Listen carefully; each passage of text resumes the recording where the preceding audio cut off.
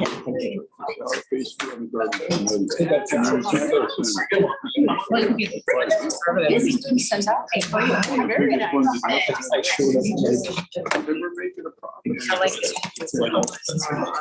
any money to be made? Okay.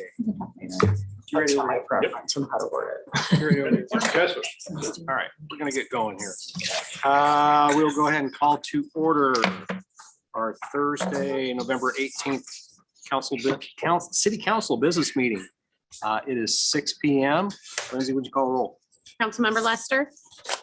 Here. Baker. Here. Reba. Cool. Here. Livingston. Here. Mayor Tom Phillips. I am here as well. So we have full quorum, so we will move on. For those that are on the Zoom meeting, if you want to speak to an agenda item, go ahead and unmute your mic and speak up during public comment. You can also let us know you have some input by raising your Zoom hand or by flagging us in the chat box. We'll then recognize you for public comment. Also, don't forget to mute your microphone after you've made your comments. There is a time delay on the YouTube meeting, so we will not respond to questions that may be texted to people in the council chambers. If you'd like to ask questions during the meeting, please either attend in person or attend the Zoom meeting. With that said, item number 2 is Pledge of Allegiance. Would you please rise and say the Pledge of Allegiance? I pledge allegiance to the flag of the United States of America and to the republic for which it stands, one nation, under God, indivisible, with liberty and justice for all. Okay. Item number 3 is approval of the agenda. Would anybody like to move any of the consent agenda items to the regular agenda? Hearing none, can I get a motion to approve the agenda? Motion. Second. Okay, motion by Rivas, second by Baker. All those in favor, aye. Aye. Those opposed, same. Motion carries. Item number 4. Sorry, David. I'll slow down a little bit. You're good. Okay. Item number 4 is welcome of guests and public comment. Thank you all for being here tonight and participating in your local government. We go ahead and open up the dais now for anybody who wants to speak to council on a non-agenda item. We'll give you a 3-minute time limit. Realize we can't take action on those tonight because they're not on the agenda. Also, if you'd like to comment on any item in the consent agenda, now would be the time. So anybody want to address council tonight? Seeing no one, we will go ahead and move on. So tonight, we have a presentation from Adona. I don't know your last name. Kraya. Okay, Adona Kraya from Montenegro. She's here as a foreign exchange student, and she's going to tell us a little bit about herself tonight. Thank you for letting me present to you guys about my country during the International Education Week. Montenegro is located in the southeastern European region and the peninsula called the Balkans. It is bordered by 5 other countries, Bosnia and Herzegovina, Croatia, Serbia, Kosovo, and Albania. The country is divided into 23 municipalities. Each city has its own mayor. And the country is populated about 620,000 people. 45% of them are Montenegrins, identifies Montenegrins, and the rest identifies as Bosnian, Serbian, Croatian, and Albanian. Also, we do have a very small number of people from Germany, Russia, and Americans also. So Montenegro first, it was, what? Yeah, let me activate that mic. Okay. There you go. So in 1918, at the end of the First War, Montenegro became a part of the Yugoslavian formation with other Balkan nations. And in 1982, it also formed a kingdom with Serbia. In 2006, however, more exactly May 21st, the independence referendum was held and Montenegro became an independent country.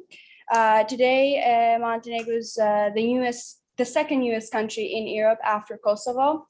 And also it is a member of NATO, the newest member of NATO, and it has the biggest potential to also become a member of the European Union. The Parliament of Montenegro. So the Parliament of Montenegro is currently 81 members, with each member being elected to a 4-year term. It is led by the Prime Minister. Before it was called the Assembly of the People, and it was led by the king when it was a kingdom. The government is also mainly led by the Prime Minister, and we also have a president, which is elected every 5 years. There's 3 main parties currently in the government. The president's another party, the prime minister is another party, and one of the other leaders of the committee is another party, not like in America, which are 2 main parties, Republicans and Democrats. The U.S. Embassy in Montenegro. The friendship between the U.S. and Montenegro first started in October 1905.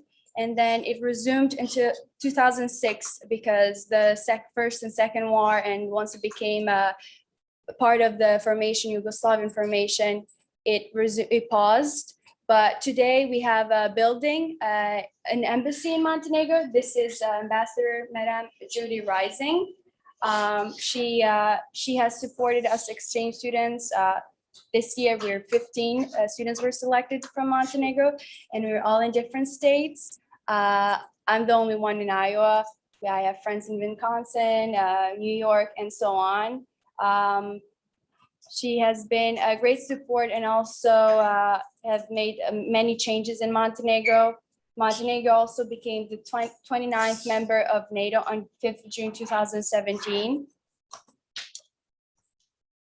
And Montenegro's future in the European Union, like I mentioned earlier, it is the country with the most potential currently to become a member. But however, the European Union has said until 2030, they do not plan on accepting any new countries, but it's believed that Montenegro will be the first one to become a member. Montenegro, land of the Black Mountain. So Montenegro is known internationally, that's the name. However, in the native language, it's Crna Gora, which also translates to Black Mountain. It comes from the Venetians, who were in charge of much of the Adriatic coast in the 10th century. At first, the name only referred to a small strip of land under the rule of the local tribe, but with time, that name became associated with a wider region. Ethnicities and religions. Montenegro is a multi-ethnic nation. Like I said, there's Montenegrins, Serbians, Albanians, and so on, all who live in harmony together and are neighbors. There's no such thing as gerrymandering or so on. Faith-wise, the nation is quite diverse, and you get people from multiple denominations. The main one is Eastern Orthodox, similar to Christianity, and the second largest is Islam with 20%. The flag, as you can see, it is an eagle with 2 heads, and it has a crown with a cross that resembles that the nation subscribes to Christianity. And the orb and the specter next to it tell the story of the royal history of Montenegro. The second tallest country on earth. None of them are with very tall mountains, high mountains, but we're also the second tallest country on earth after the Netherlands. We have 2 famous NBA stars, Nikola Vucevic and Nikola Pekovic. While presenting at the middle school and high school, many students knew about them, and that made me very proud because we're this very tall. I'm not the right example, so they're taller people. We do very well on sports such as water polo, basketball, and the girls also, we have a team of handball. We've gone internationally when it comes to European nations. So the famous author Lord Byron has talked about Montenegro in one of his poems, and he describes Montenegro as the most beautiful meeting of land and sea. The country is over 80% with mountains, and because it's located in the region of Europe as the Dinaric Alps, which extend all the way to Greece. I have picked here 2 pictures. These are the pictures of the Mausoleum of Petar Njegoš, the Bishop of Montenegro, where his remains are. If the sky is very clear, you can see Italy, a bit of the mountains of Serbia, and also Albania. This is the peak. It officially represents the highest mausoleum in the world. Outrageous exhibition. So the Black Lake, not only it's Montenegro called because of the Black Mountains, but also we have a lake that it's very, very black because it's surrounded by dense pine forests and glacial gorges. It is mystical in summer where you can go cross-country, skiing, fishing, and so on. And during winter, the lake freezes, so you can walk from one side to the other side. One thing about Montenegro is that in one day, you can go from swimming at the coast of the Adriatic Sea and driving for 6 to 7 hours in Durmitor, where you can go skiing. Because even especially during fall, it is perfect for skiing.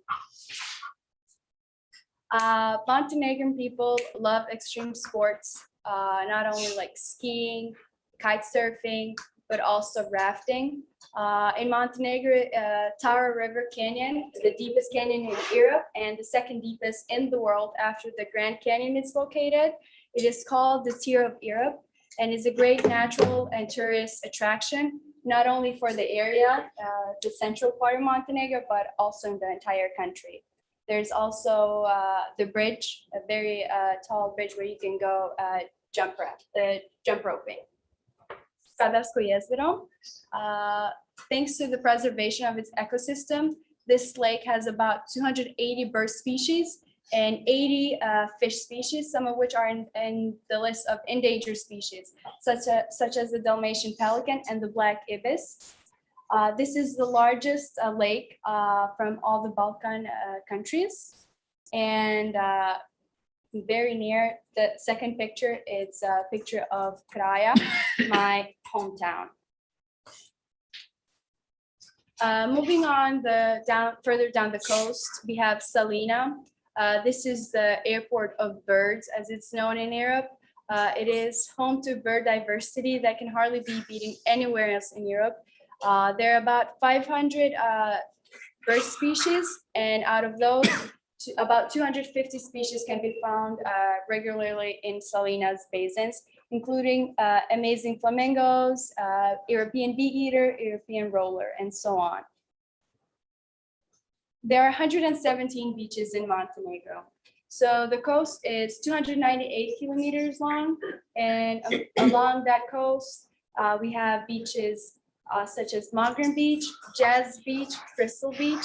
There's known as stunning summer destination because of there's rocky ones, sandy ones, tiny hidden ones, and glorious pink people ones. So Mogren Beach, there's also a cave where you can swim from the sand part and get inland. And Jazz Beach is one of the liveliest beaches. There's jazz music and a sea dance festival held every year that it hosts about 30,000 people all over from Europe. The Crystal Beach is also a hidden beach. I personally discovered about it like 2 years ago, and I actually found crystals at that beach, so very pretty.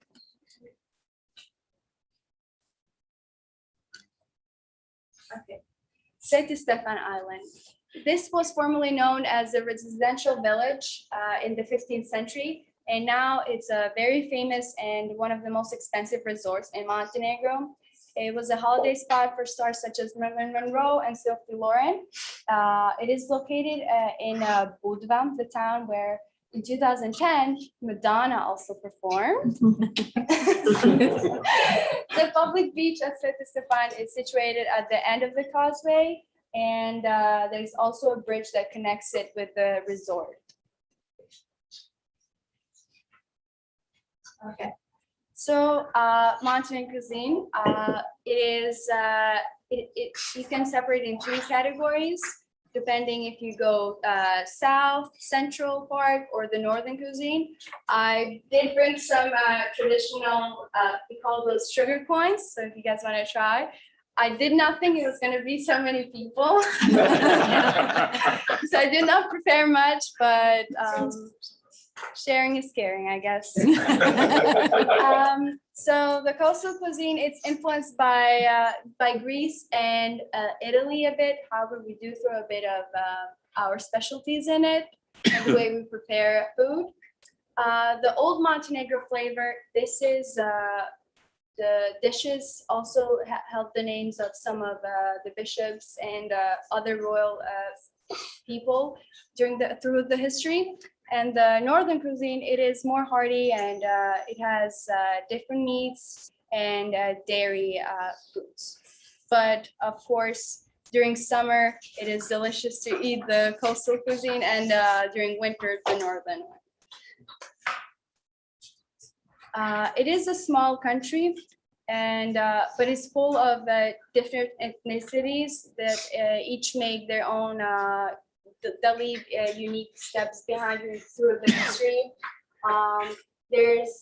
Because we all live in harmony, we each have our traditional clothing, each, of course, citizen, depending on what ethnicity background they come from. The traditional Montenegrin folk dance is called the circle dance or the eagle dance. And the national instrument is called gusja. So women traditional clothing. The first picture is the Montenegrin traditional clothing, and the second one is Kraja's traditional clothing. This is not the Albanian, because the Albanians in Montenegro do have their own history, and they've created their own culture, which is different from the ones the Albanians in Albania and the Albanians in Kosovo. If you research the traditional clothing and some customs and traditions, they're much different. Also, the dialect is different. So this is the second picture. It's my traditional clothing, how they look like, which are very heavy and one of the most expensive type of traditional clothing in the region. These are the men traditional clothing. Again, very different. Just in this case, the men are more colorful and have jewelry, the Montenegrin ones, and the Albanians are more simple. Montenegrin code of honor. A very important dimension of Montenegrin culture is the ethical ideal of trojstvo and junaštvo, roughly translated as humanity and courage, an ancient Montenegrin code of honor. This is something that kind of connects all Montenegrins, Albanians, Serbians, Bosnian, so all the Balkan nations. We all fought relentlessly against invaders through the history. We've been invaded by the Turkish Empire, Austrians, and so on. Here are some of the pictures of the warriors and leaders fighting against Turkish officers and marching to battles. Traditions. A Montenegrin tradition made into law in Montenegro by King Nikola during his reign, consisting of newlyweds planting a tree on their wedding day as a symbol of marriage. Today in Montenegro, because of this law, we have over 1,000 olive trees. And in Bar, there's the Stara Masina, which is the oldest olive tree in the world. It is said to be over 2,000 years old. Wow. Yeah. And a student today, they asked, when I showed the picture, they were like, I did not know that olives grow on trees.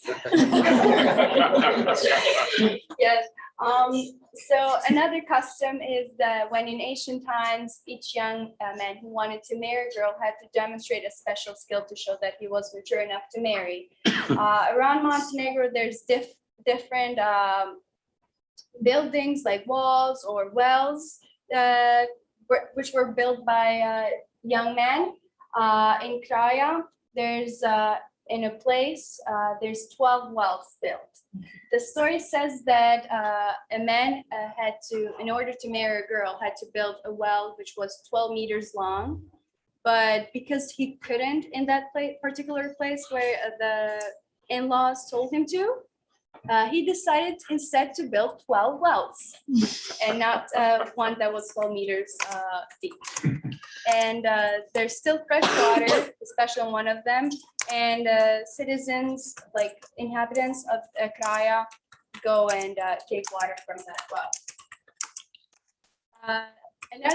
Another very interesting thing and beautiful about Kraja, my hometown, it's the Chestnut Forest. It's known for the chestnut harvest in this area. The centuries-old chestnut forests in and around Gornja are protected by law. The chestnut tree can go up to 100 feet, and they represent a good source of income for the inhabitants of Kraja, as they are also exported. In 2010, from 2008 to 2010, my dad was mayor of this town, and he took the initiative to celebrate the trees. And this is how the festival of chestnut first started. It revolves around making and tasting local delicacies made from chestnuts. It's a festival that brings all citizens of Montenegro and also Albania together. There are music performance and displays of local arts and crafts like folk costumes and people wearing their, people dancing and so on. Moving on to another city, there's the Koto Winter Carnival. It is one of the liveliest festivals in Montenegro, kicking off every February with mass balls for adults and children. We do have a marching band, a small one, and not as good as the marching band here.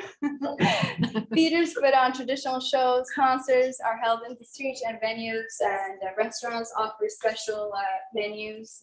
It seems like it's a never-ending carnival. Similar to it is the Mimosa Festival in Herzegovina. However, this one lasts 2 weeks. And at the end of this festival, we finish it with the prosecution or burning of a big doll that symbolizes the evil spirit that had haunted locals through the past year, the previous year. Mimosa is worshipped, and it became a celebration because it's thought that mimosa, the flower mimosa, was first brought to Montenegro when a soldier who had not seen his bride for 3 years brought it for her. I mentioned earlier there's 23 municipalities in Montenegro. There are now new towns and centers, which of course have malls and shops. However, they still have the old town's ruins where you can visit, and there's souvenir shops and small local cafes and restaurants.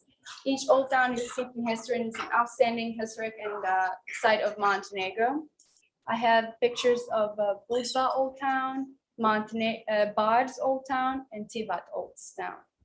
And some people do live there, and those who held like very traditional last names, like from years and years ago, who were born there and not moved from another country like 500 years ago or so. So I think that's the end of my presentation. Thank you guys for paying attention. Thank you. Yeah, How did very you nice get- presentation. That was excellent. Yes, it was, I wish all of our students knew our country as well as you know.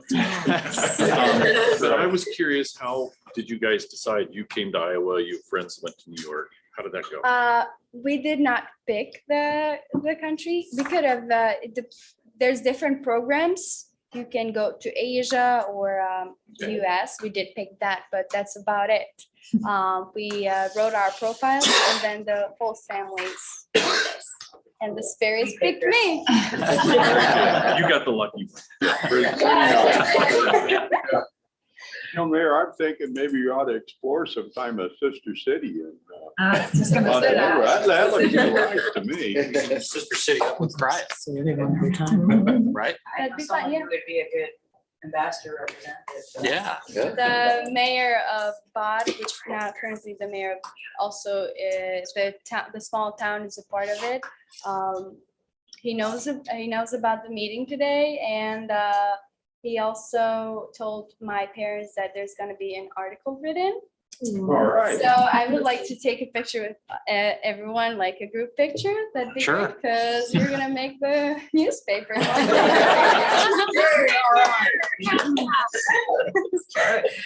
Something else to note is that your presentation is recorded and will be on YouTube. Yeah. Oh. That's good. Your parents Folks back home can check Look it right here. Yeah. You want All a right. picture? Yeah. You guys can go down. Picture. Yeah. You want us down there? Well, We could just line up around. Whether we'll just come on the line back there maybe. Yeah, that's an excellent presentation. thank you.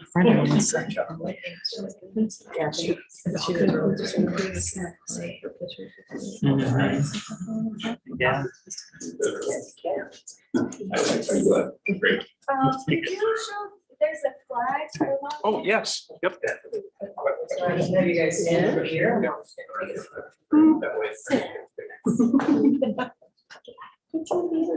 There you go. Into that flag. That's good basketball. There you go. All right. 3, 2, 1. Thank you. Yeah, I should bring in, how do you call them Sugar cookies. again? Sugar cookies? Oh, wow. Peanut butter? No, I was. This one's that crazy bouncing off the wall. Ooh, good, thank you very much.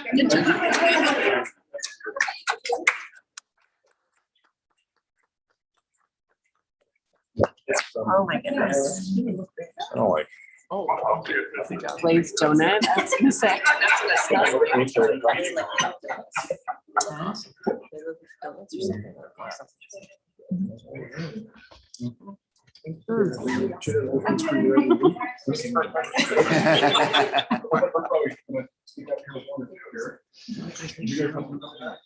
It's kind of neat because the folks back home can watch the presentation on the internet now. That's pretty cool. Thank you.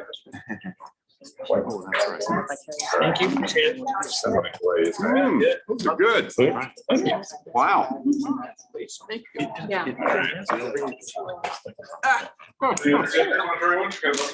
Thank you, ma'am. Good job. Oh, good.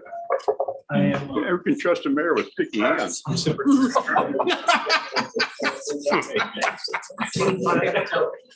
these, that's what we got those for. Good point. That was my goodness. Everybody's gonna go to the bathroom and wash their hands down. Very good. Thank you. Well, thank you so much. Well, thank you. It was a great presentation. You did a fantastic job. Like Luke said, it's on YouTube, so let your parents know. Well, And you can pull it up anytime. yeah. And Not just my parents, in Montenegro is, we still are, we have a close relationship with cousins. And when Okay. I see cousins, it's about 100 cousins. really, It's good, a lot of people get a lot of views. There you go. Good. yeah. It could go viral. That's right. Norwalk City Council meeting goes viral in Montana. For a good reason. For a good reason, yeah, for a good reason. Yeah. All right. We won't ask you to sit for the whole thing. If you want to head out anytime, that's fine. Although it is pretty exciting. Yep. All right. Moving on, item 6 is consent agenda. Tonight, we have approved the November 4th, 2021 minutes of the regular city council meeting. Got expenditures, tax abatements, renewal Class C liquor license with Sunday sales for China Dragon. We have renewal specials, Class C liquor license with outdoor service and Sunday sales for Pyra Pizzeria. A resolution approving unbudgeted police expenditures. A resolution approving memorandum of understanding with the Teamsters Local 238 Police Union. A resolution approving mechanic job description. A resolution approving police department office coordinator job description. A resolution setting the date for sale of general obligation corporate purpose bonds 2021A and authorizing the use of a preliminary official statement in connection therewith. We have approval of the fiscal year 23 tax increment financing certification. A resolution to approve the liquidation or sale of used items using govdeals.com. A resolution approving the city employee benefits renewal for January 1st, 2022. And we have monthly reports. Can I get a motion? Motion. Second. Motion by Livingston, second by Reva. Lindsay, would you please call the roll? Councilmember Baker, Yes. Reva, Yes. Cool, Yes. Livingston. Yes. Lester. Yes. All right, motion carries. Item 7 is old and new business for consideration, discussion, and possible action. Item A is public hearing regarding a rezoning request to change the bulk regulations for land unit parcel C in the Brody's Landing planned unit development. So we'll open up the public hearing at 6:31 p.m. Luke, can you present that? Certainly will. I'm gonna pop and steal the cast for a second, Luke. Got another document that I think helps show things, maybe. Oh, I can't take the cast from you because you're yeah. Let me download this and forward it to you. So and then you can throw it up there. Sorry, should have figured that out a long time ago. Well, plus that way I can share it so that Yes. anybody on Zoom can Yep, see. that's perfect.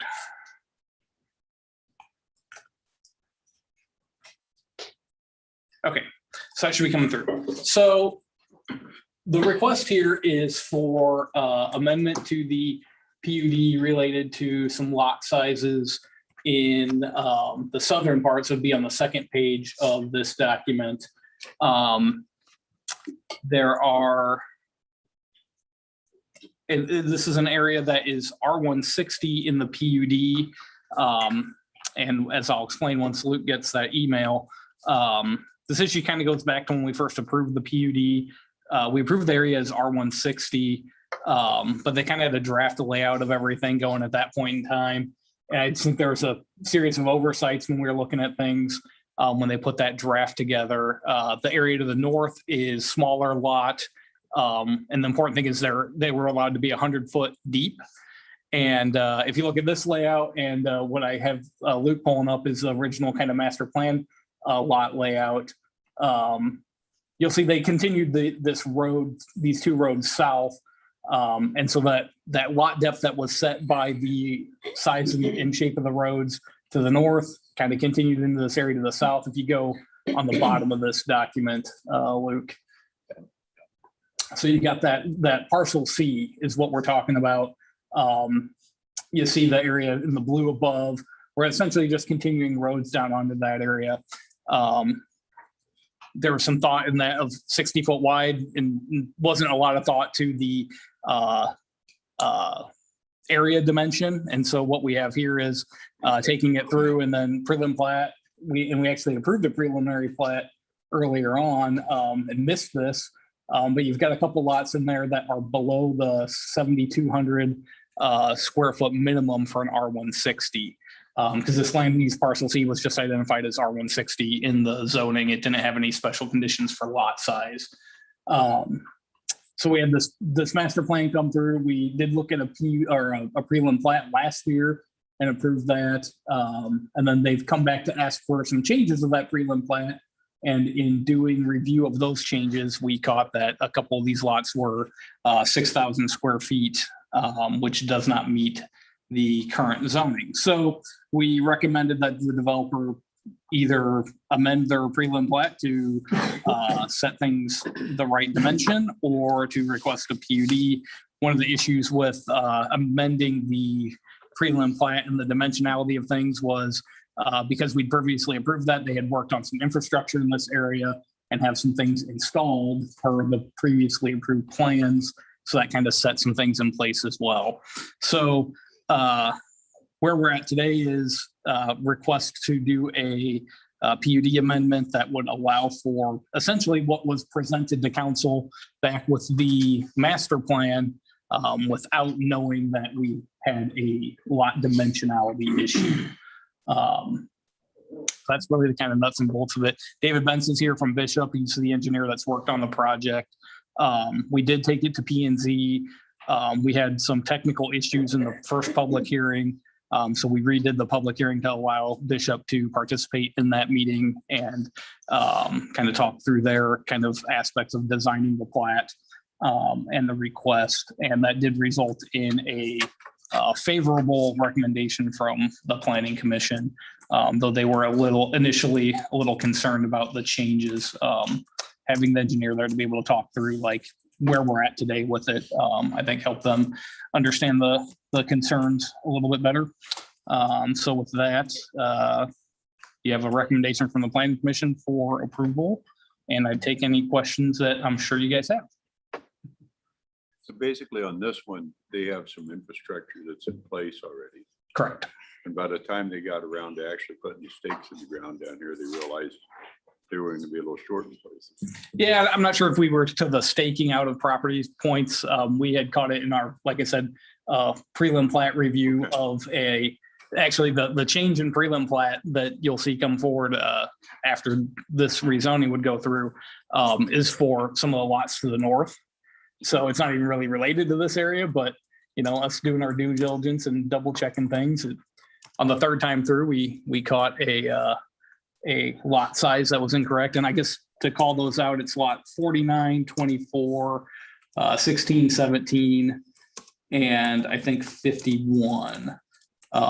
They were able to do some changes to the southern property line on this map to get some of the other ones in conformity with things. It's just like the interior lots, they are what they are based on the road alignments, and the lots to the east are kind of bounded by property that's not theirs. So that kind of sets things. They were able to move lines where they could internally, but those others kind of are what they are. So yes. So I guess I don't have a clear understanding of how this was missed, of how they didn't realize they weren't in compliance with the requirements.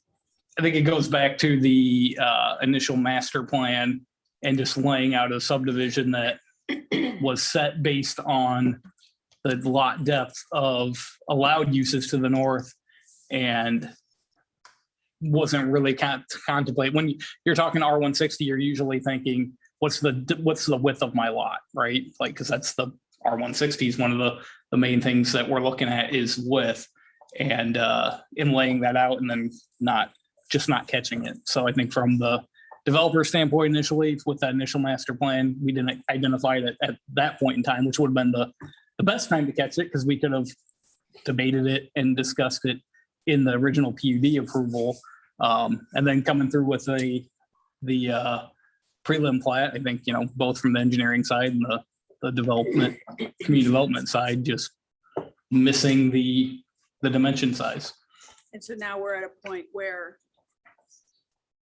what happens if we don't approve this? What happens to the development? They would have to give us a prelim plat that would have lot sizes that meet what R160 would be, which would require them to redraw some of this.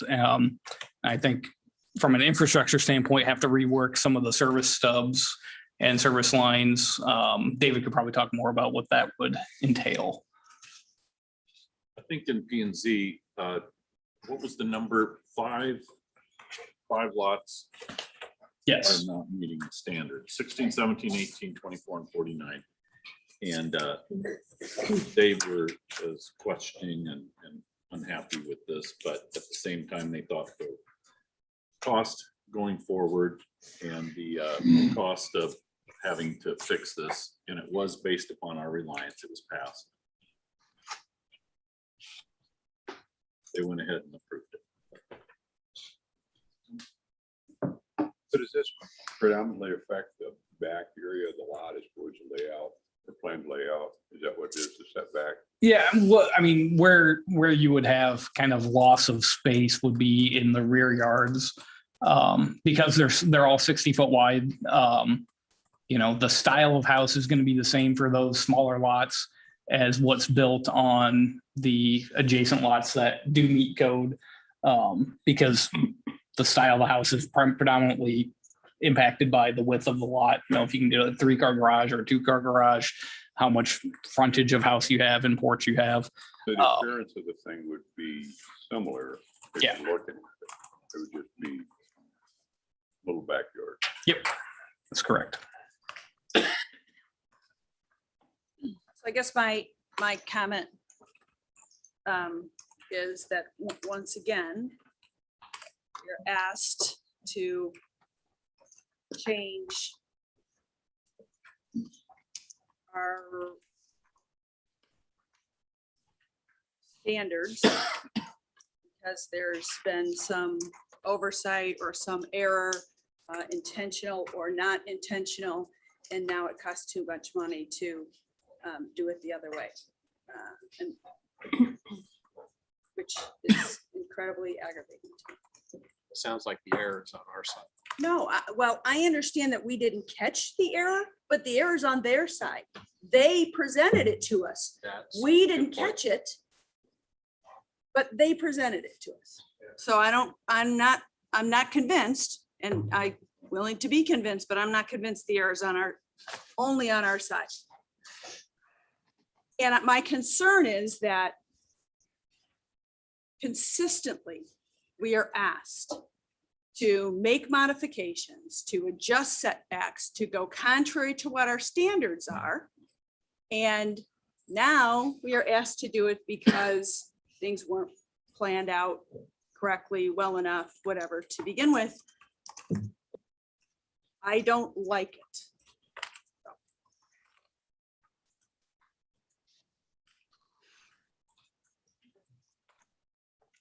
Mayor, members of the council, David Benz, Bishop Engineering, 3501, 104th Street, Urbandale, Iowa. I just would like to point out that the concept plan hasn't changed.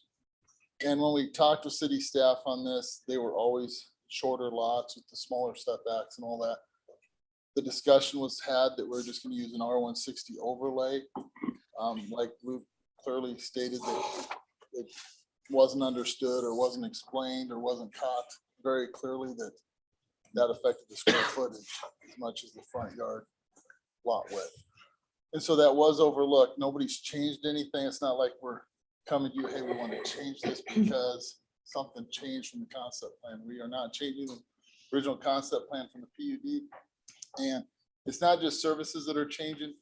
The storm sewer, the water main, and the streets are all in. The sanitary sewers in. So it'd be substantial revisions to meet those square footages. The developer is not trying to pull a fast one, or the engineer is not trying to pull a fast one on city council. That was not the intent. Nor are we asking for a change because we changed the original concept. I just want to make that clear that this was clearly an oversight in drafting the PUD document, because what was presented at the time we did the PUD was streets were closer together. They were only 200 foot apart from front yard to front yard. Just didn't make it to the PUD document. I hope that provides some clarity. And we are at the council's mercy on this, but I don't understand what you just said. It's just that it didn't make it to the PUD document. What didn't make it to the PUD document? the reduction in the square footage of the lots. So they're always 100-foot deep lots. We just went to wider lots at this point. And they said, let's just use an R160 overlay. Which is pretty common in PUD, standard zoning we have. And that reduction in square footage did not get caught. Because there's no minimum lot depth, if I'm not mistaken, right, Luke? I mean, our subdivision has a minimum lot depth, and then that varies based on if zoning, like the area above it allows down to 5,000 square foot with 100-foot depth. So it lets it vary from that requirement because we wrote it specifically to be different. And I think what David's trying to get at is, the idea was that extends down into this area, but these areas, instead of being 50-foot wide lots or 60-foot wide lots, but that 100-foot depth was maintained because of just the road layout and how everything worked. Well, when we wrote the PUD, we saw, okay, they want 60-foot wide lots over here. Well, that's easy. We'll just plug in R160 in this area. And I don't think we thought about the square footage at that point in time. Just because we're dealing with land use zoning and, probably should have thought about it, but we did not. Wasn't part of it the width of the streets or something? I don't remember. Yeah, what you said. there's a drainage way on the west side and there's a property line on the east side, and the streets, the city did want the streets to stay lining up. We looked at a jog in the streets and they didn't want that. So it was always discussed to be 100-foot deep lots because we have that drainage way. You see the brown section there is a substantial drainage way and a city sewer, big sewer line that goes down through there. Just can't build over. So to get the double streets in there, we had to go 100-foot deep lots. So if I understand correctly, they don't meet the standards of 7,200 square feet. Correct. So regardless whether we always knew it was 100 feet deep, 60 feet wide, that's the part that's missing for me. I understand that the city didn't want to have offset roads now, because there's a lot of good reasons why we don't want to have offset roads. It's dangerous, causes a lot of problems. And the city didn't want to make the streets narrower. There's a lot of good reasons for that.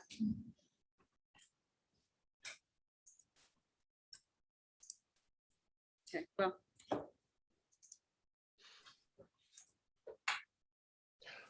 I have no doubt I'm in the minority, so you should be fine. I'm highly dissatisfied. Whether it's with city staff or engineering or the developer or whoever wrote the PUD, I don't know. This makes me very aggravated. So the changes being requested are for all of parcel C, is that correct? Including the pieces not being developed today? I'm sorry, let me go back and yes, I believe that's correct. It identifies. Includes all the stuff to the south and then the stuff up along the road as well. I believe the blue area was a separate parcel. Go back to that last map, Luke. There's a little chunk. There's parcel C. It's the yellow stuff on the south part. But there's also parcel C on the other side, the Yes. brown, right? This is to do the whole parcel C. So all of parcel C would get these regulations. Yes, you're correct there. That's So my question is, what's the plan for the rest of parcel C? And I'm trying to think of the geography of some of that and not sure in my mind. I'd have to go look at it to see it, but I'm just thinking that I'm not sure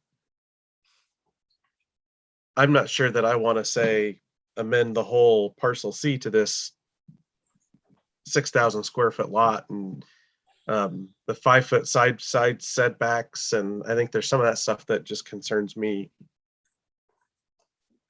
Essentially So, spreading that to the whole thing. yeah, the amendment was to address the issue in the current area with a lot layout shown. So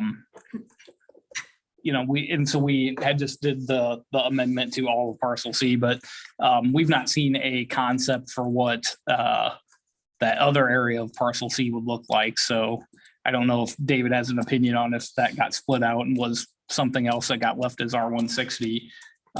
That would certainly be something that could be easily written in.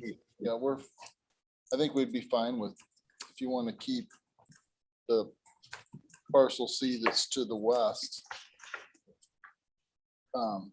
as it is today, but the parcel C that's to the east is the one we're asking for go to what we originally intended.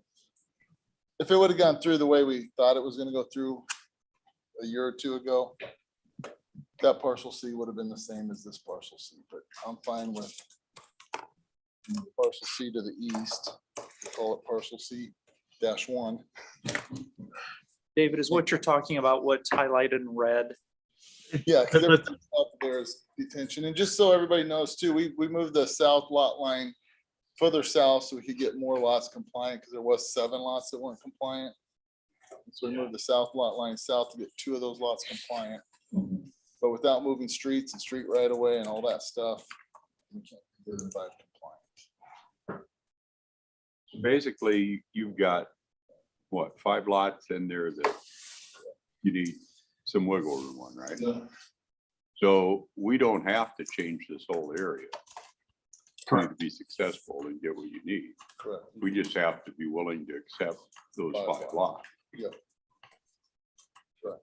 Yeah, because we're not gonna, utilities are in, so we're not gonna change it anyway, but yes, you're 100% correct. Okay, so I imagine it's possible that we could amend what's in front of it to where it deals with those particular lots or that reduced area. Yes.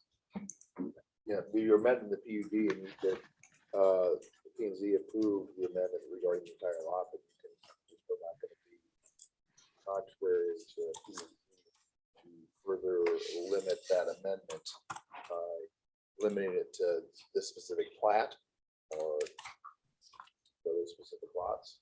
And either way you accomplish that. I had the same concern as Dave Lester brought up, but I was more focused on just this particular parcel. It would make me feel more comfortable if we could specify, and we probably have to do it with legal descriptions, which lots, 49, 24, 16, 17, 18. It concerns me to say just 6,000 blanket. And I'm concerned about, this I think is just still a preliminary plat. No, the preliminary plat was already approved by the city council and it showed the smaller square footages and the construction plans were approved. So the developer did build the city permits. They weren't building like at risk, which I know happens sometimes. They were building with approved plans. I don't want to have something come back, granted, like 20, 30 years in the future, like it does in the Founders District, where it says, well, these lots we could have built, 6,000 square feet. So we're going to take like 53, 4, and 2, and we're going to, combine all those. We're going to put little, we're going to make a 6,000 square foot.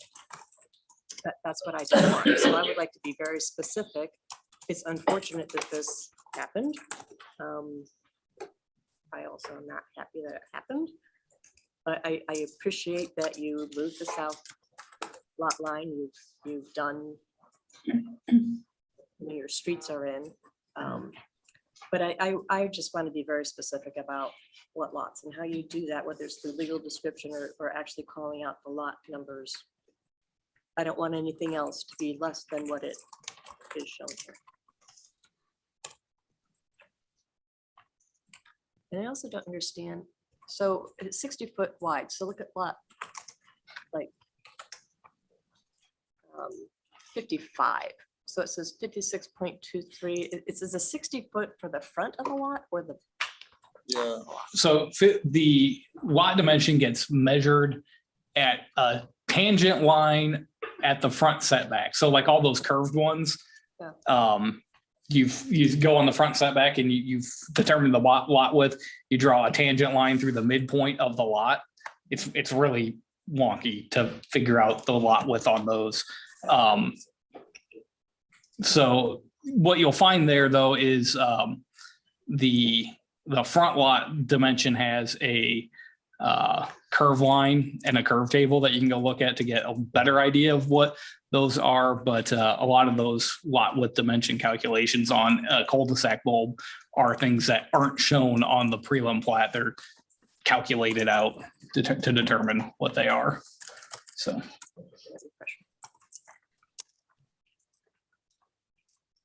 Anything, Baker, everything out of you?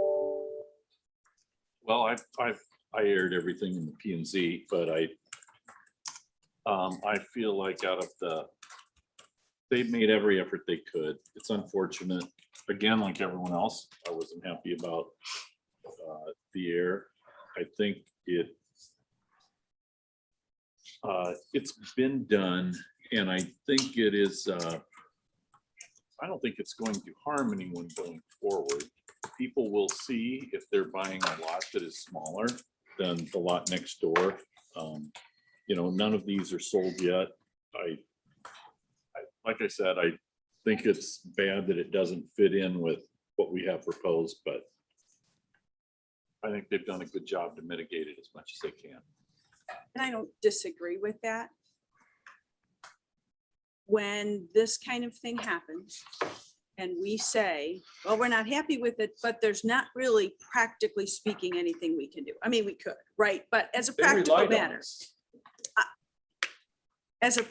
matter, there's not really anything we're going to do because all the infrastructure's in and it's unrealistic for them to have to change things. That sets a precedent for the next time it happens. And this is not the first time something like this has happened.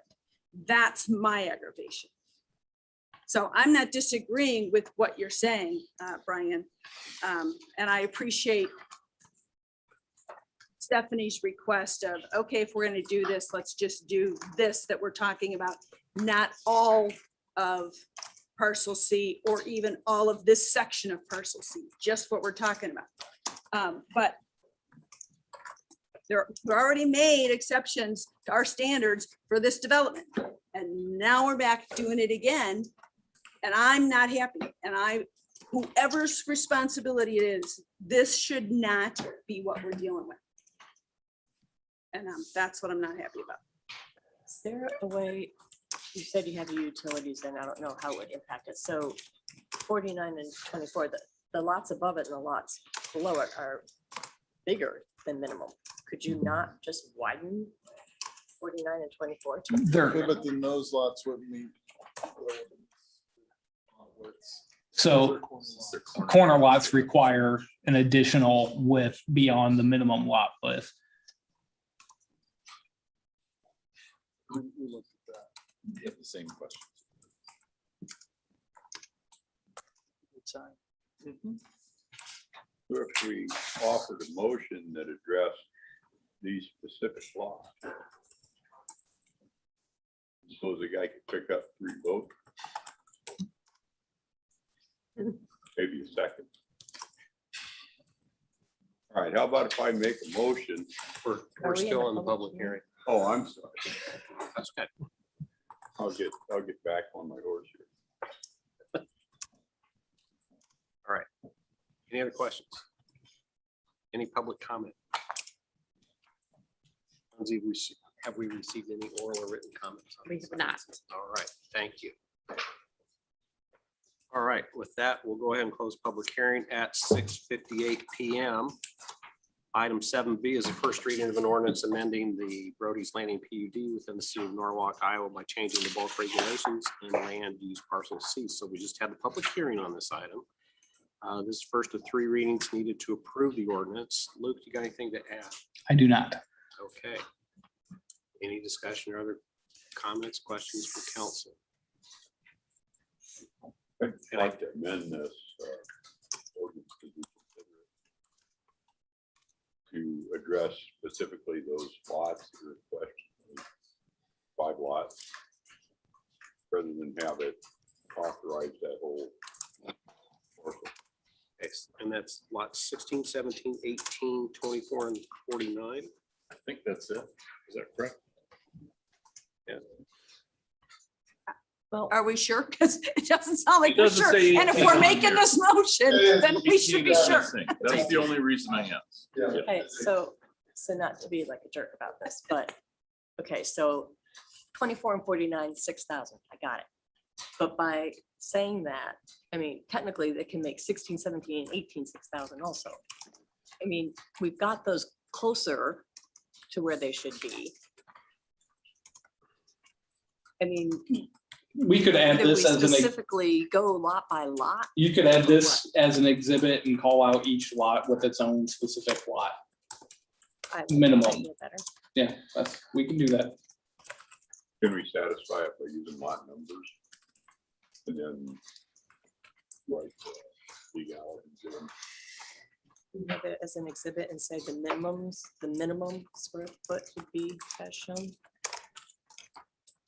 I think would be probably the best way to do it, to have, rather than just rely on the lot number, which, you know, we don't know what final plat version this is gonna be, so the lot number may not end up being 49 and 24 in the final plat version of it. So if you included the prelim plat as an exhibit on the amendment and then reference the lot numbers in the prelim plat that's included as exhibit A, then you're more definitively calling out those properties.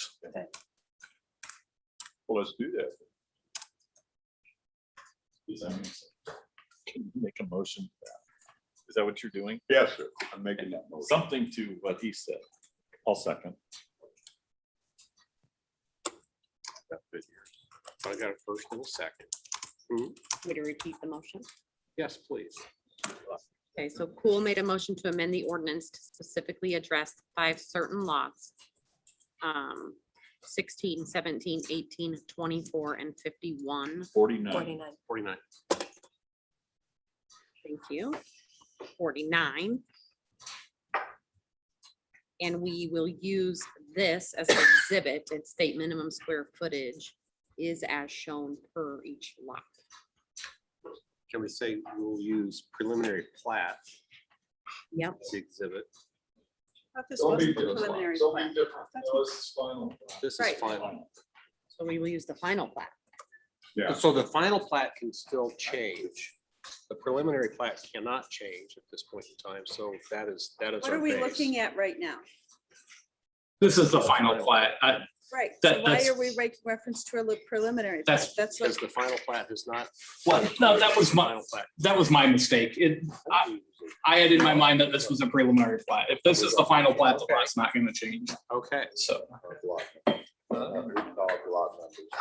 Something right. I was just going by what you said earlier. I know, it's So all good, but this is part of the problem that I'm having with this discussion, which makes me want to suggest that we table this until next time when we actually have it written the way that we want to make the motion. That's necessary. Well, you may not, that's my request. We can hit all of it at the second reading. And Right, just 'cause you're gonna just have confirm everything's Three clear. readings. right? Well, the time that we do second reading, can we actually label lot 18 as 18 and put square footage in it? Okay. Yes. Yes. Okay. So the motion was as Lindsay read. I got a motion by Cool, second by Baker. Any further discussion? Hearing none, Lindsay, would you call the roll? Councilmember Riva, Yes. Cool, Yeah. Livingston, No, Lester, No. Baker. Yes. Okay, so motion carries. Moving on, item 7C is resolution accepting a Shadow Creek Estates Parkland Agreement. So City Council has approved 2 plats in Shadow Creek Estates. Our city attorney requested that we enter into an agreement with the developer to ensure the city receives the proper parkland. Luke or Jim, anything else to add? Just this identifies the parkland that was shown in the PUD and the prelim plat. So this just kind of sets a timeline, and I kind of, the reason for it to guarantee the city getting the parkland if any of the other development land, including the parkland, transacted to someone else. So, and we don't believe that that's going to be the case, but it just gives us some extra layer of protection for it. Discussion or questions, comments from council? There wasn't an exhibit A attached.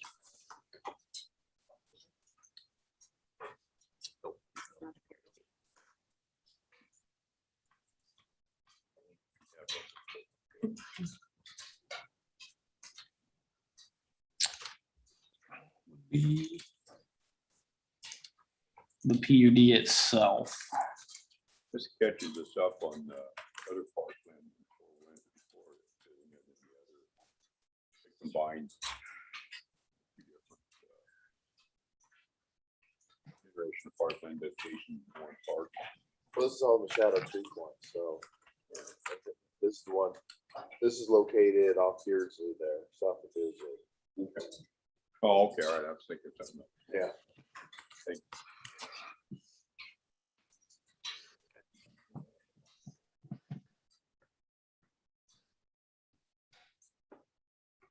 I was just looking to see if there was that exhibit. Yeah, no, it wasn't. I wanted that too. You have that? I'll have to show. Yeah, I'm sending it to Luke.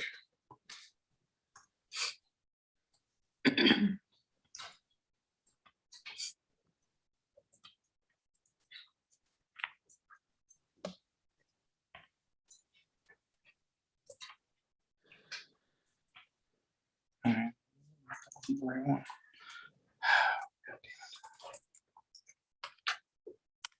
Oh, there it is. Yeah. I didn't know that was called Shadow Creek.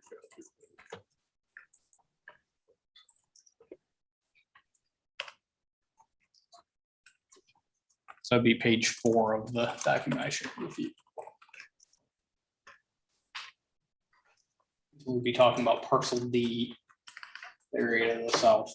The north is on the right side of the screen. So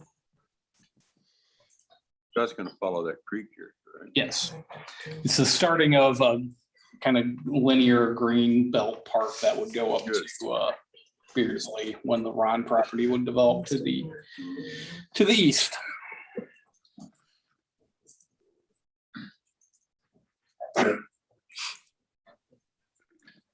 Trail.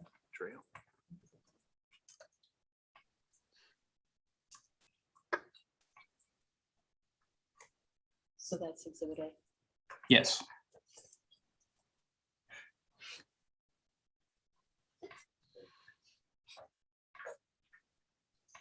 I think exhibit A is fine. I have a comment that doesn't really have anything to do with this though.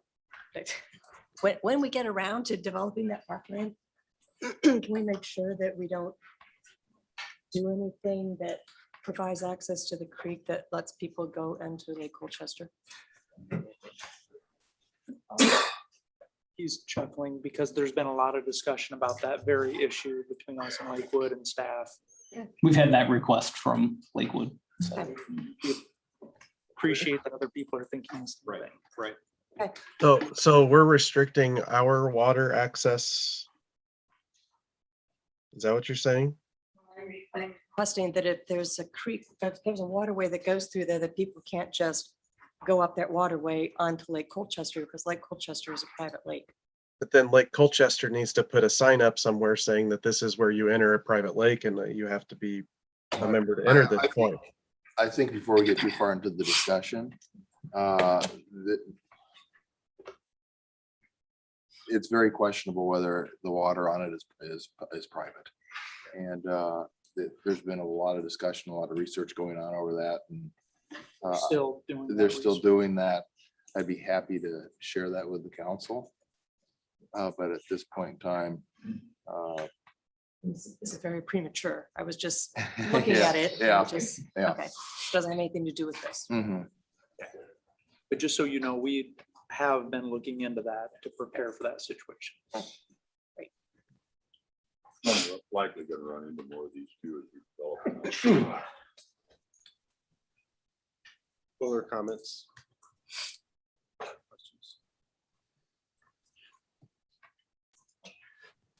Hearing none, can I get a motion? Motion. Second?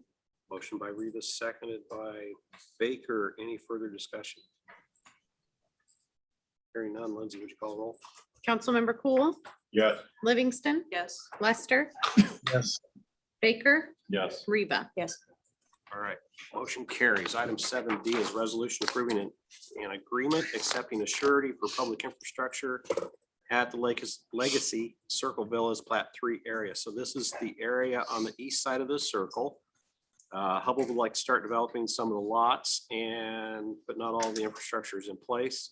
So the agreement's for a surety to ensure all public infrastructure is built.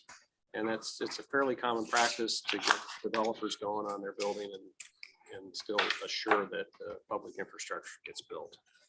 Is that right, Luke? Correct. Anything else to add? No, other than the following item E is related to the plat for that. So Yeah. these two are kind of tied together. When we accept a surety for that infrastructure, we like to have it approved as a separate resolution with an agreement with the developer, rather than having it be part of the final plat approval. How long, just so I know it's clear in my mind, what's the time that this needs to be completed by? This agreement is set for, I believe it was 1 year, so to December 1, 2022, which I believe they plan on having it done well before then. It's more, we're talking a matter of a couple months between them having things done and wanting to get abstracts and legal stuff drawn up now to transact things, so. Yeah, because it looked like up there that this was supposed to be ready for. Yeah, Steve can probably tell you more about the timing of things. Just got a little wet. Mr. Mayor, members of council, city staff, my name is Steve Mosley. I'm with Hubble Realty at 6900 West Town Parkway, West Des Moines, Iowa. As you're aware, we're working up there. We actually plan to do the mainline paving in the site tomorrow and or Saturday, and continue with other installations of paving and sidewalk and such. And I believe the amount of the surety bond was reviewed by the city engineer and Luke to make sure that everything was more than covered. We just would like to get approval on this so we can continue with the public improvements and get this to a point where we can continue with foundations and not set this back months. So this doesn't change what we're building, it just changes the approval and the timing of things. So we appreciate you giving us this consideration tonight. I also have Caleb Smith from McClure Engineering online to answer any questions as well. I have one question, and maybe I'm misremembering something, but I could have swore when this was presented to us initially that there was a bike path up the middle of it. Am I remembering that right? Or? Yeah. No. I don't know if you have any documents that show, I mean, this is just line work, property lines and such on what you see before you, but yeah, we have sidewalks going through east to west through that area, I believe. Is that correct, Caleb? Yes, it is. Good evening, Mayor, members of council. You'll see that there's two outlots in the middle of the plat that run east and west. Through that corridor, we are planning on a walkway to go from Colonial Circle all the way down there. It's not necessarily a full bike path width, but it is a walkway that would allow access from the circle down to the commercial area. Thank you.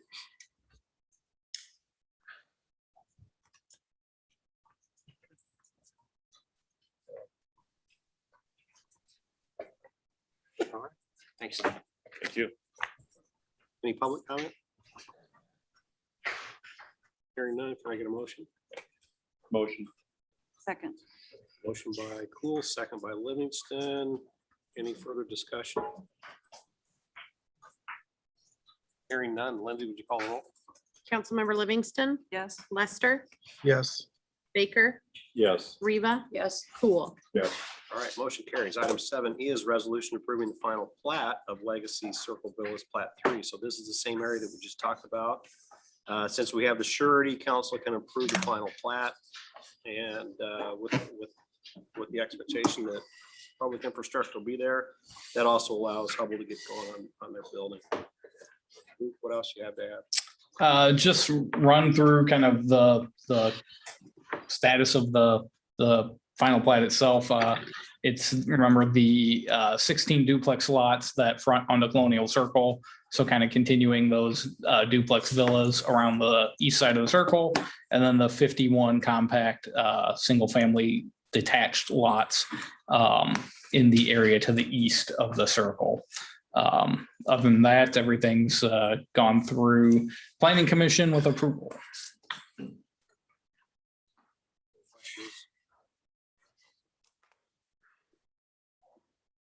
Hearing none, can I get a motion? Motion. Second. Motion by Cool, second by Reva. Any further discussion? Hearing none, Lindsay, would you call roll? Councilmember Lester, Yes. Baker, Yes. Reva, Yes. Cool, Yes. Livingston. Yes. All right, motion carries. Item 7F. Thanks very much.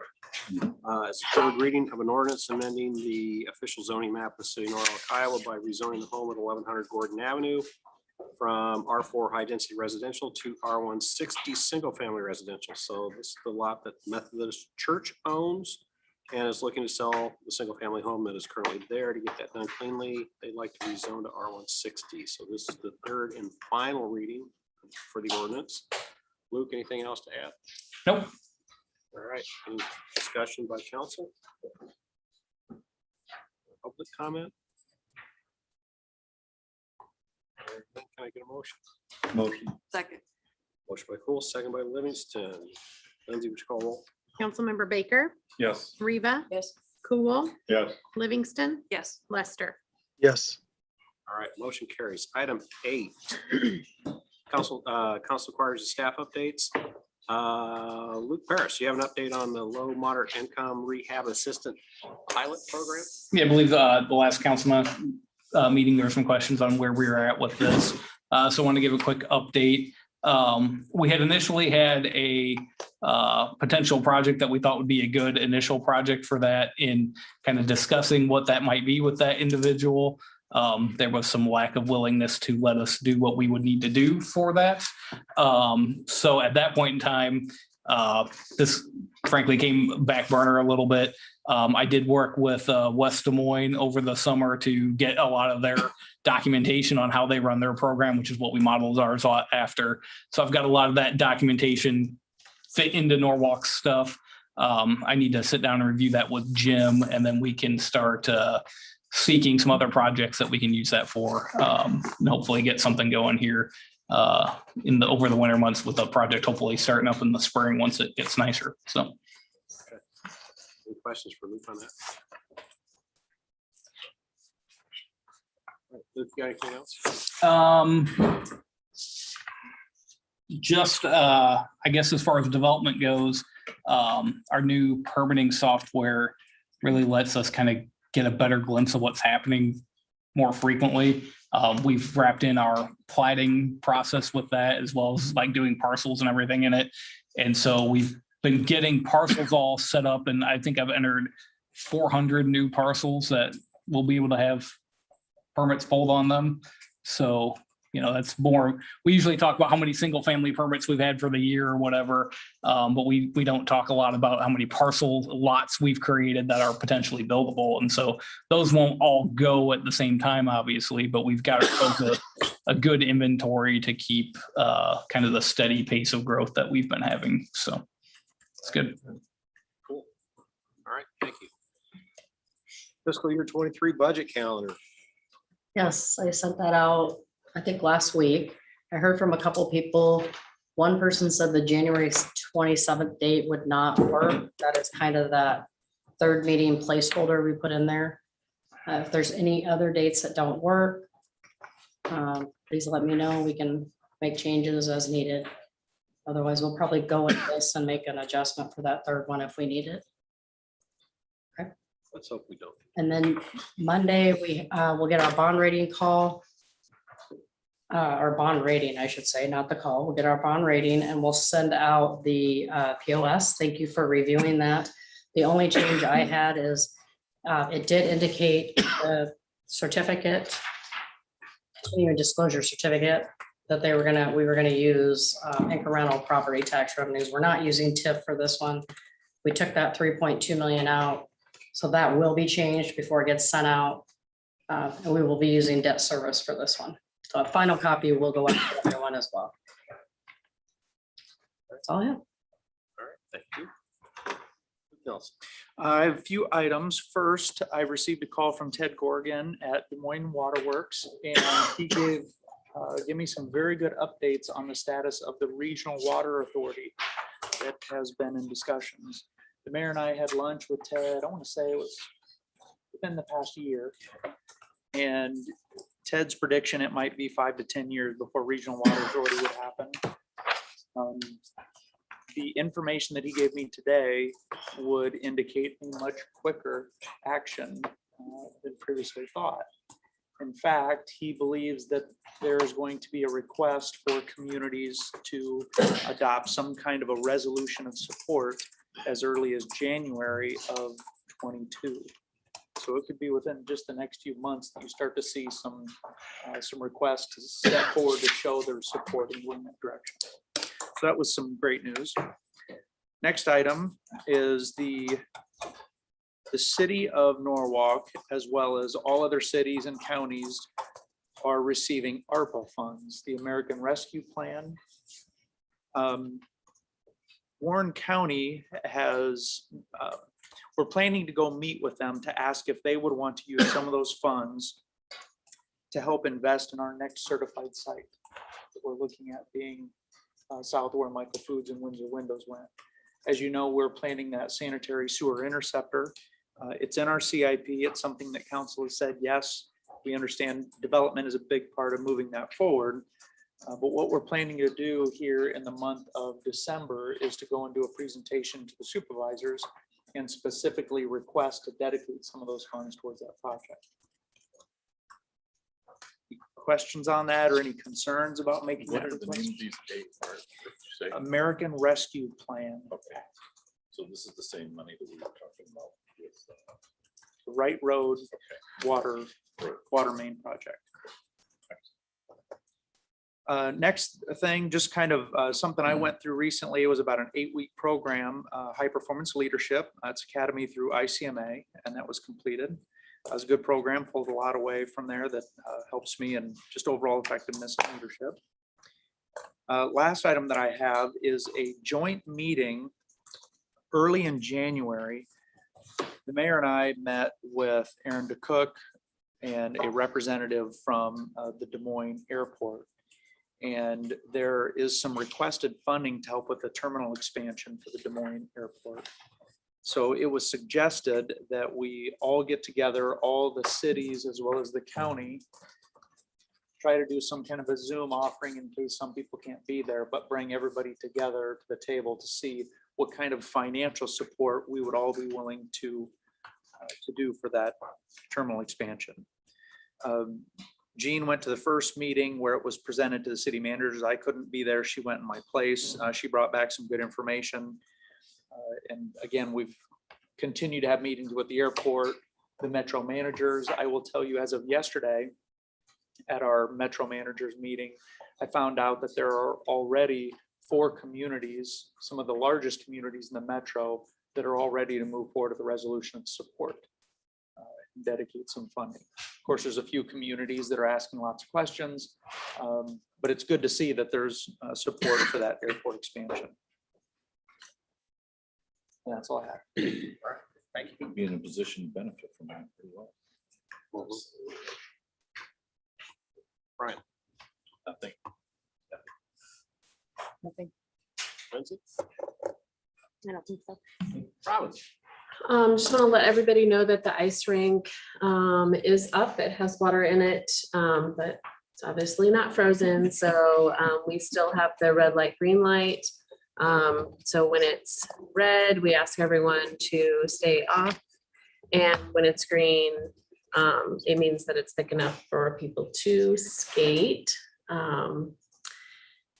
While I am not looking forward to cold weather, it will be nice when it's ready to go for the season. So we do get lots of users on that. So, and then also to let everyone know around Elizabeth Holland Park, I think next week we're going to be installing red, green, well, the lights are white right now, so we're going to be doing red and green film around the inside of those. So it'll be a red, green, white repeating pattern. And then the library is going to do a winter book walk around Elizabeth Holland Trail for the winter. So that's all I have. I passed out some flyers about a couple of upcoming activities at the library. We are partnering with the Chamber of Commerce for Shop Small Saturday, which is the Saturday after Black Friday, to help promote our own local businesses.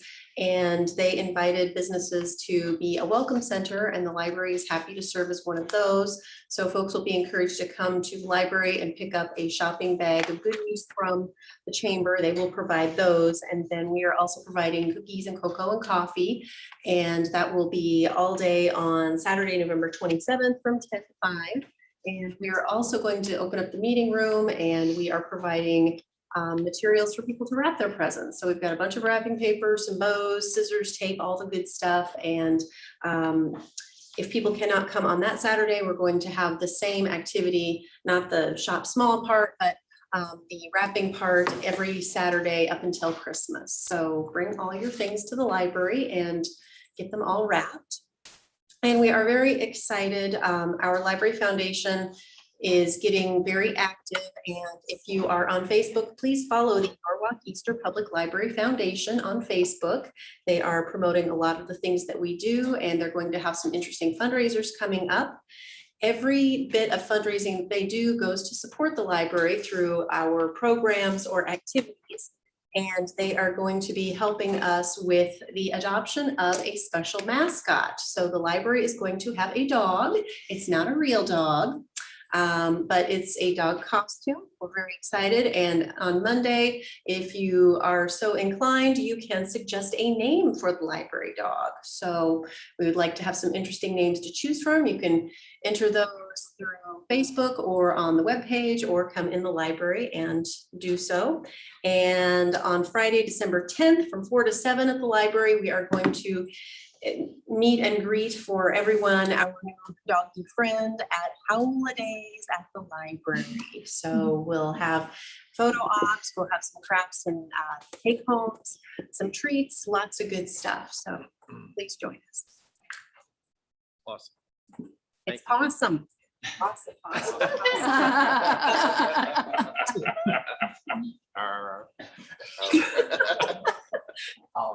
I don't know if I can follow that, sorry.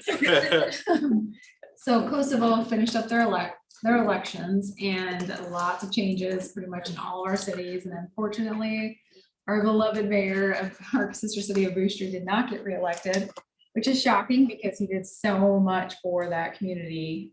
They really grew in every sector: wind, energy, economic development, business. I mean, just he did a ton.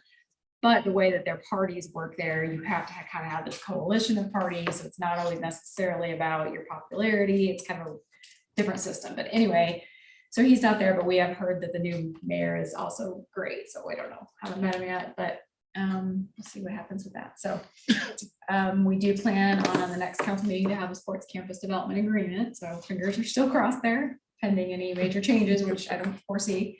And then hopefully the Norwalk Central or the rest of the infrastructure development agreement would follow that one on the following council meeting. And then let's see here, like there's 1,000 things to update you guys on, but probably just leave it there. I'm really tired. All right, Chief. Oh, okay. We announced a sergeant's promotional process, and I had 4 candidates that signed up, which was one less than I was hopeful for, but one more than what I thought would be the minimum, so I'm excited about that. We've advertised for the office coordinator's position. It closes on Monday and we have probably 50 applicants already. There seems to be a lot of interest in that, and there's, I think, at least 14 of those that live in town. So that's going to be a competitive process. Cops with Carts is coming up on December 15th, and Stephanie has redone her challenge of staff raising $500, and if so, she'll match it. So make Stephanie pay. The next MPD Life event is December 1st, and we are going to serve the kids pizza and transport them to a house in town to help a family with some fall cleanup yard work. That should be fun. And then the last thing I have is, if you recall, back in June, I submitted a COPS grant. And today I got an email that said we were awarded $375,000 to be able to hire 3 officers. And I've already been contacted by the U.S. Attorney's Office and Congresswoman Axney's office about press releases. There were 31% of the applicants were funded, and there was 4 departments in Iowa that got it. We were funded the most. It's $375 for 3 officers. So it should be interesting. And next council meeting, I'll bring the award package forward for council's approval and acceptance. That's a good job, Chief. Thank you. Thank you.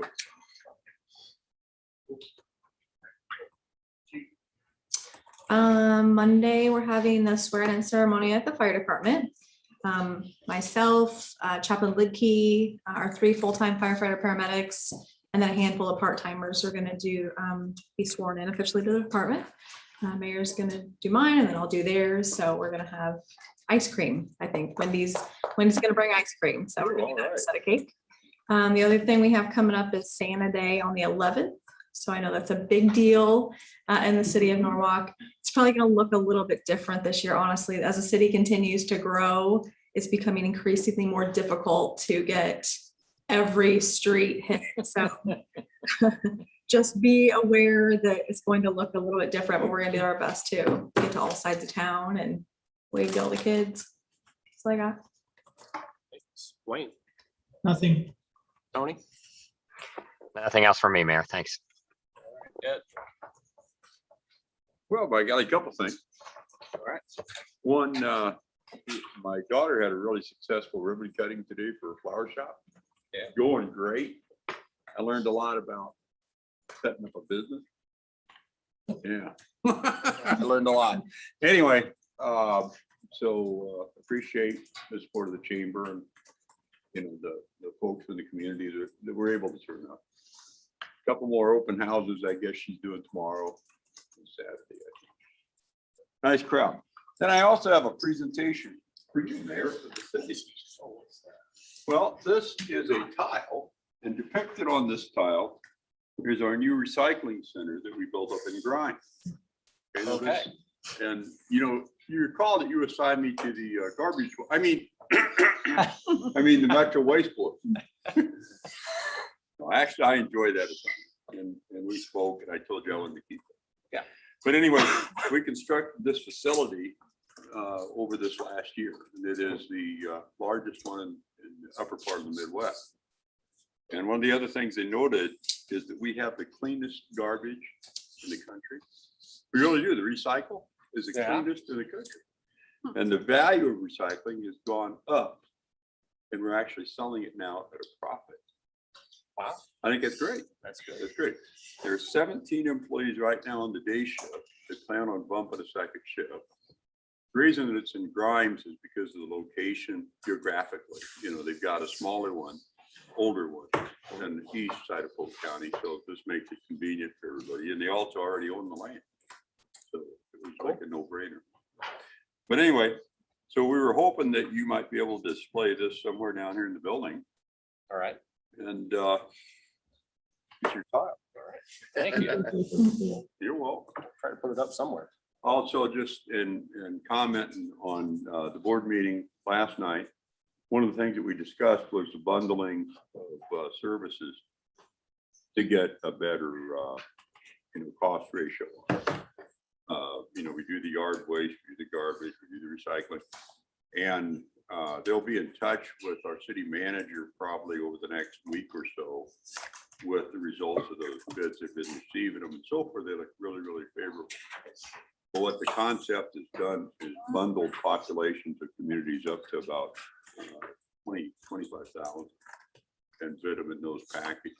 And so we were really able to get some pretty good bids on it because they did that. I was glad they did it. And then the other thing that came out of that was a discussion of perhaps setting a common rate for all communities as far as, per capita, because that doesn't exist right now. And it's not an even terrain out there. So we'll do some thinking on that and see what that looks like, but they'll be back in touch with the city manager on that.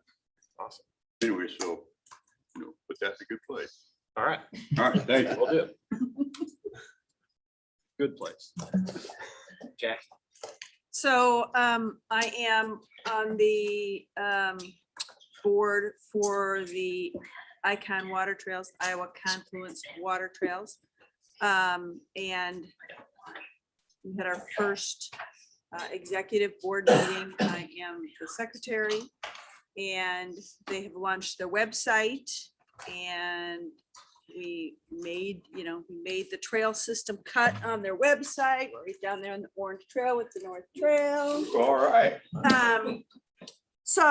Or the North River, I mean. So I think it's going to be a great committee. They got a lot of money from the referendum that was passed in this last election in Polk County for the water. Can't remember exactly what it's called, but y'all are nodding like you know what I'm talking about.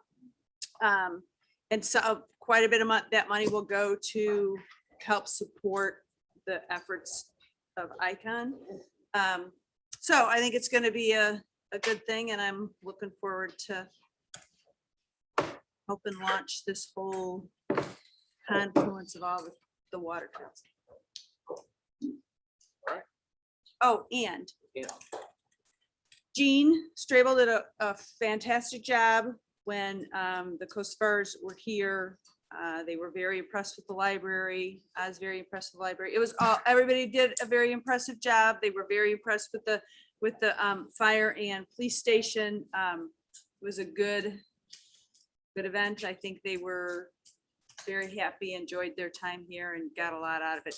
This government is, they kind of said, we don't want to just sign MOUs for sister city ships. We want to, what are we going to get out of it? What's the mutual benefit? Let's take action and do something. And it seems like the whole cabinet is of that opinion. So. Yeah. Exactly. All right. Thank you. David. I've got just two little things, or two big things, but they're not really huge. So I wanted to congratulate a couple new Eagle Scouts, Jackson Elliott and Logan Boyd. Jackson, they both just got their Eagle Scouts in the last couple weeks. Jackson made little libraries, and I think one's up at the fire station, police station. And then a couple of them are at the elementary schools. And then Logan collected school supplies for Orchard Hills.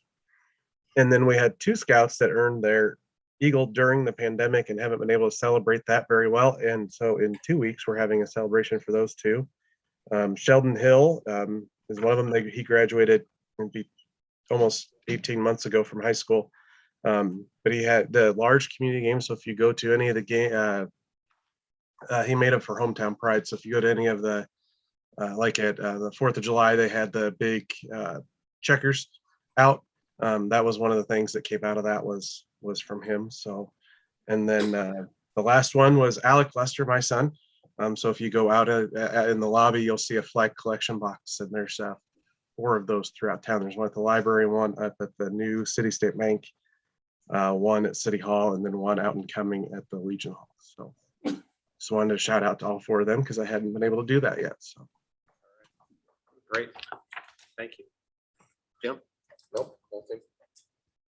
The only thing I have is I hope you all have a very nice Thanksgiving. So I entertain a motion to adjourn. motion. Motion by Lester, second by Reva. All those in favor, aye? Aye. All those same. We're adjourned, 7:39 PM. All right.